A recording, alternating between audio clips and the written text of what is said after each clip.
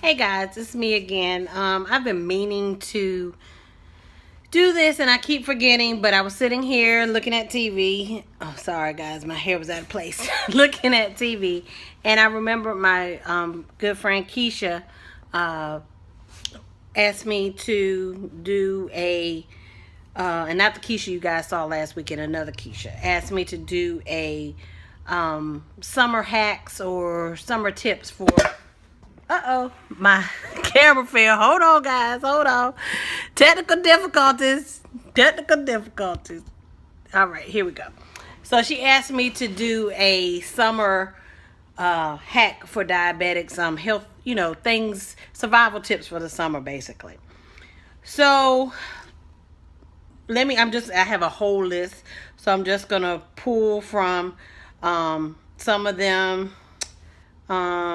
So diabetics, of course, in the summer we all sweat, but apparently, and I didn't know this, diabetic patients sweat a lot and infections can arise due to perspiration.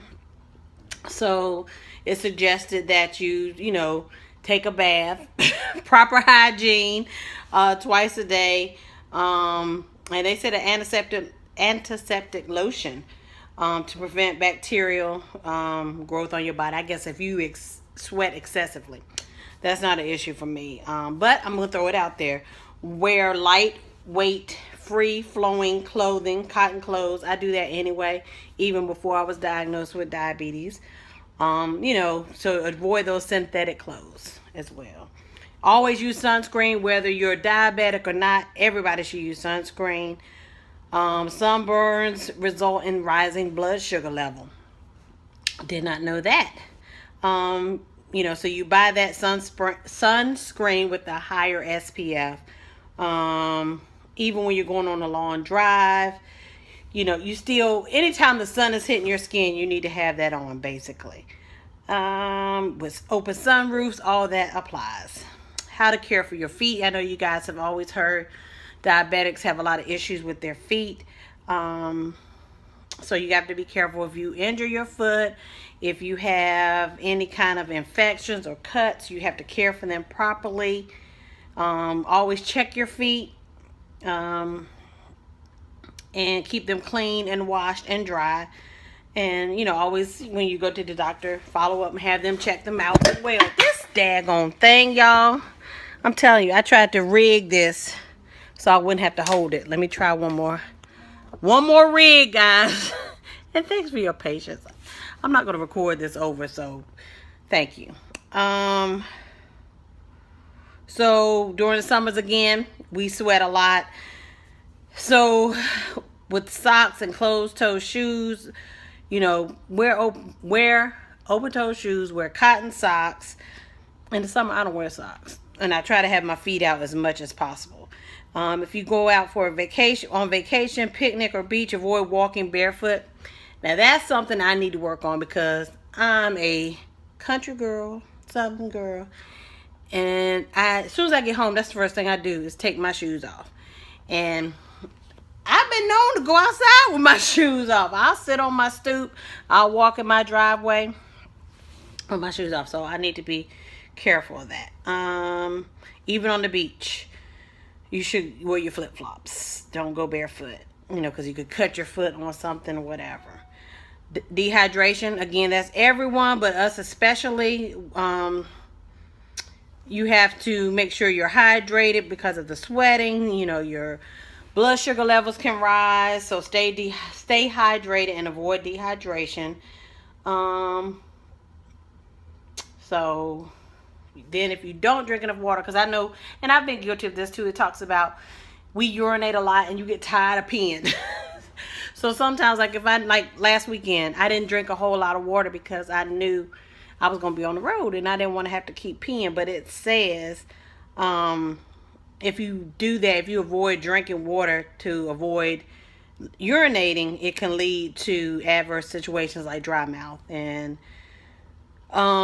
that's not good for your health. So stay hydrated.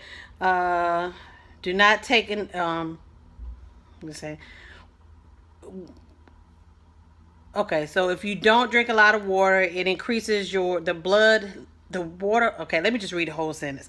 Doctors stated if diabetic patients do not take enough amount of water to keep them hydrated, then water level in blood decreases, resulting in the production of ketones, and that's what makes your breath stink. This will lead to bad breath. Dehydration in diabetic patients can also be serious, that it may lead to brain and to damage to the brain and other organs. So we don't want that. What else?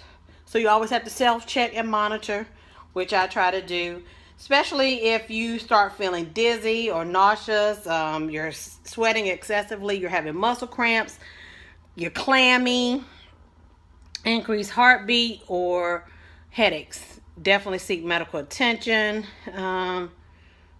Stay cool. What else? I'm trying to scan through and just hit the highlights for you all. You know, your diet, because you're going to a lot of cookouts and stuff. Eat that grilled chicken, that fish, instead of, the fried options that may be at the cookout. Avoid, those fatty carbs and stuff like that.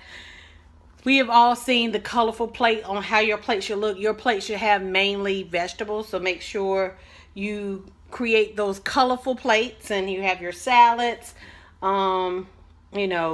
Be careful of your dressings and condiments you use. Avoid desserts and opt for fresh fruits. But you have to be careful with the fruit as well. The fruits have a lot of sugar. Summer, you have those fruity drinks, those summery drinks, coconut and pineapple and guava and mango. You got to be careful with those two because the sugar content is high. So, Keisha, those are just some of the hacks that I found. I also posted something on Facebook and on Instagram where you can go to Diabetes Forecast magazine and you can check them out online. And they will tell you as well some other hacks. Like, I'm not on insulin, but they have different ways when you're like having fun in the sun, ways to keep your insulin cold and how to store your stuff and your needles disposal, all that stuff. So check that out if you are insulin dependent. That will be helpful. Again, it's Diabetes Forecast, and you can Google it online or just Google diabetes hacks for the summer. All of that will come up. So I hope this was helpful. I know I slid this in with my weekend vlog, but I've been promising Keisha I would do that. So hope that helps. Stay healthy whether you're diabetic or not. That heat is real. And so take care of yourself. All right. See you guys tomorrow.